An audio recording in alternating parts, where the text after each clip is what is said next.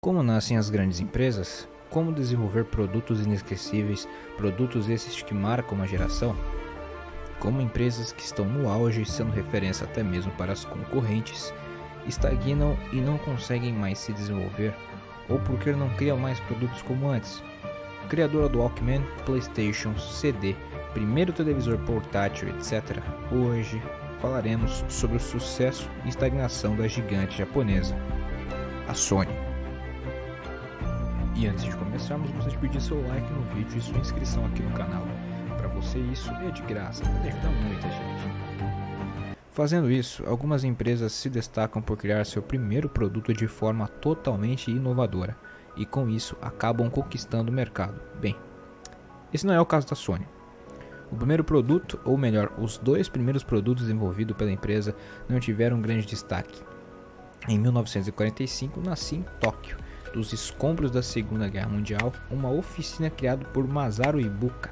Apesar de não ter muita coisa, quase nada, para falar a verdade, Ibuka fundou com amigos a Tokyo Tsushin Kokyo, e apesar de criação da empresa, eles não sabiam ao certo o que fazer. Porém, a história nos ensina que após grandes desastres, vem também grandes oportunidades. Com a reconstrução dos lugares destruídos naquela época, o exército japonês modificou os rádios dos japoneses para não ouvirem notícias e principalmente propaganda inimiga. Porém, como é de se imaginar, o interesse por notícia do mundo só crescia, e com isso, a oficina de Ibuka conseguiu modificar os rádios para receberem outras frequências, além de também fazer os reparos nos rádios. Com isso, a oficina de Ibuka teve sucesso, saindo numa coluna de revista na época. A revista chegou até Akio Morita, que conhecia Ibuka de uma época anterior. Ambos se tornaram muito amigos e dessa amizade a empresa se estruturou ainda mais. Na época, o país estava devastado, era comum eles receberem junto com o pagamento pelo reparo, arroz, e, com essa demanda, veio o primeiro produto produzido, uma panela elétrica de cozinhar arroz.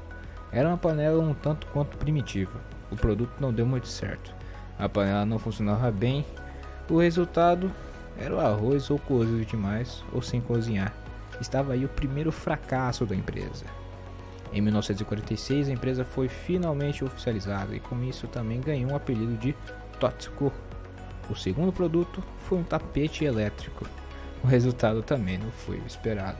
Há histórias de certo ponto de vista até engraçadas envolvendo tais almofadas no site da própria Sony, porém não há como detalhá-las aqui. Outro fracasso bateu a porta novamente.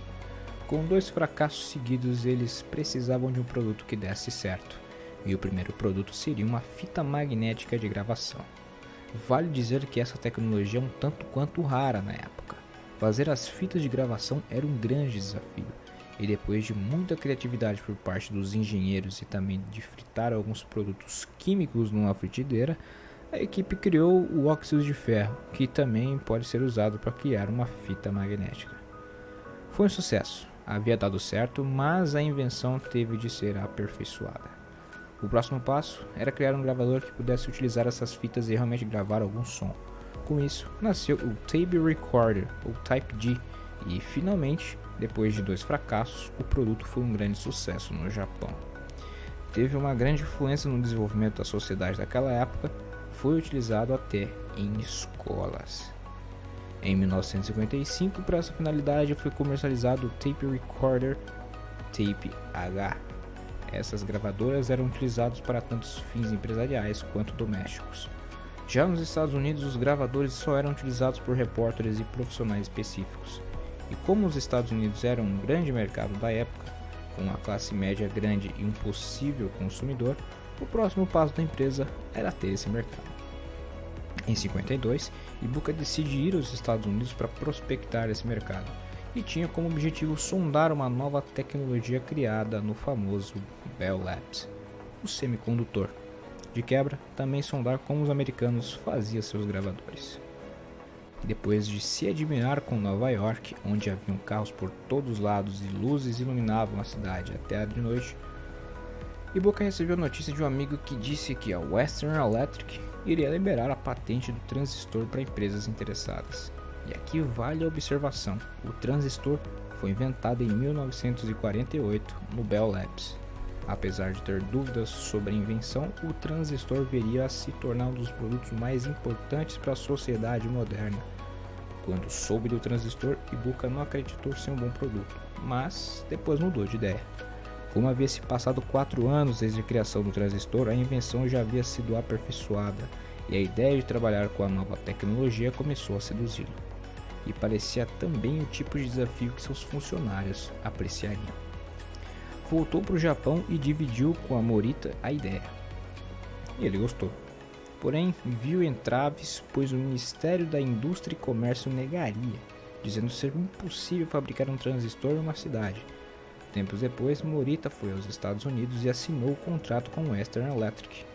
E depois de viajar para a Europa, voltou para o Japão. Mas na época, até mesmo a Western Electric alegou que só era possível fazer tecnologias envolvendo o rádio com os transistores. Então, a ideia foi fazer um rádio que todos pudessem comprar. Porém, as dificuldades seriam muitas e todos pensaram que a TTK não iria conseguir. Então, o primeiro grande desafio foi criar um transistor de alta frequência. Levaram a empresa ao limite técnico e financeiro, mas no final tiveram sucesso na criação. Nasceram então os Type 2T, 14 e 1T23. Daí nasceu o TR-55. E quando Morita foi aos Estados Unidos para comercializar o produto, surgiu outro problema. Os americanos não conseguiam pronunciar a palavra Totsuku. Logo, era necessário mudar de novo. Teoricamente, uma tarefa fácil, ainda mais para quem fabrica transistores. Depois de combinar diversas palavras de 3 letras, optaram pela palavra latina sonus, que significa som, juntamente com o diminutivo em inglês. Daí surgiu a palavra Sony. Em 1958, nasce a gigante como conhecemos. Foi lançado no mercado americano o rádio que cabia no bolso, o Sony TR-63, e foi um sucesso estrondoso. Os americanos adoravam o novo rádio, principalmente os jovens e adolescentes. A Sony continuou a diminuir o tamanho dos dispositivos e em 1960 alcançou o mercado mundial. Foi nessa época que lançou a primeira TV de transistores, que era diferente da TV de tubo e imagem a vácuo. Foi uma verdadeira revolução. Em 68, a Sony lançou a Trinitron TV com um brilho que se destacava na época, outro produto extremamente bem sucedido, além da longa vida de uso. Em 1978, houve uma força-tarefa entre a Sony e a Philips. Desse esforço conjunto nasceu o CD, que foi lançado em 1982. Porém, antes do trocador de CD, houve um produto que ficou eternizado aos usuários. Em 1979, a Sony lançou seu primeiro tocador estéreo, chamado Walkman. A Sony chegou a vender 400 milhões de Walkmans em todo o mundo, além de ter criado uma nova cultura de ouvir música. Realmente um produto memorável. Com o lançamento do tocador de CD em 1982, também houve um tocador de CD portátil chamado Discman, com o desenvolvimento de certo ponto, até lógico. Em 1988, a Sony compra a CBS Records por 3 bilhões de dólares e muda o nome para Sony Music, assim como também adquiriu a Columbia Pictures. Em setembro de 93, a Sony Computer Entertainment foi formada, e um ano depois a Sony lança o PlayStation. Isso mudou o jogo para a empresa. Trocando de letras à parte, o PlayStation vendeu 100 milhões de unidades. Foi a primeira vez que o videogame alcançou essa marca. Em setembro de 2000, lançou o PlayStation 2, o videogame mais vendido de todos os tempos. Nesse ano, também fundou um banco e a divisão de celulares, a Sony Mobile. A Sony revolucionou novamente o mundo ao lançar a primeira TV OLED do planeta. Também foi uma das primeiras a lançar a TV em 4K. O PlayStation já está na versão 5. Houve também videogames portáteis lançados pela empresa para rivalizar com a Nintendo.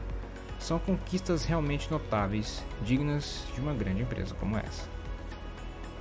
Porém, você já deve ter notado que de uns tempos para cá a Sony já não vem tendo grande destaque, principalmente depois da ascensão dos sul-coreanos, chineses e taiwaneses. A Sony entrou de certa forma numa estagnação. A empresa não consegue mais se desenvolver como antes e se lançar novos produtos inovadores. Para entender melhor, vamos precisar de um contexto. Em 1990, houve uma grande crise no Japão. Depois da Segunda Guerra Mundial, o Japão se reergueu, teve altos índices de crescimento. Com isso, houve uma grande valorização dos ativos no Japão e, consequentemente, dos imóveis. Porém, isso formou uma bolha imobiliária. Essa bolha estourou e fez com que o preço das terras e imóveis se desvalorizasse muito. Isso causou uma grande e devastadora recessão no país. A qualidade de vida caiu muito. Empresas demitiram pessoas e as famílias tiveram uma redução do consumo. O Japão até facilitou a imigração para trazer mão de obra barata.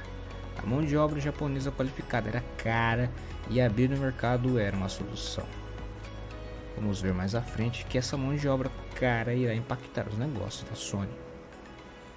Com o estrago já feito, o Japão e mais especificadamente a Sony precisaram se readaptar. Com isso, houve uma mudança nas políticas da empresa que trocou sua mão de obra permanente por contratos. Os trabalhos de forma geral ficaram ameaçados, e é justamente nessa época que os concorrentes da Sony começaram a crescer. Nos anos 90, a indústria de eletrônicos mudou, houve uma padronização de peças e com isso a mão de obra poderia ser menos qualificada. Menos qualificada quer dizer que é mais barata, principalmente na linha de montagem. No universo macro, isso se mostrou mais eficiente, porém no caso da Sony, ela fabricava a maioria de seus equipamentos. Isso garantia a qualidade pela qual a marca ficou conhecida. Só que isso, consequentemente, deixava o produto mais caro. A Sony não queria baixar o preço do produto uma vez que o produto era bom e de qualidade. Com os produtos dos outros mercados foram melhorando, como a Samsung, por exemplo, a Sony já não podia justificar o alto preço de seus produtos. Porém, era necessário tirar da margem de lucro, uma vez que os custos de fabricação não foram alterados. Isso fez com que outros setores da empresa sofressem cortes. E, normalmente, isso sobra para setores responsáveis por inovação e pesquisas. Pesquisas são caras e nem sempre dão certo.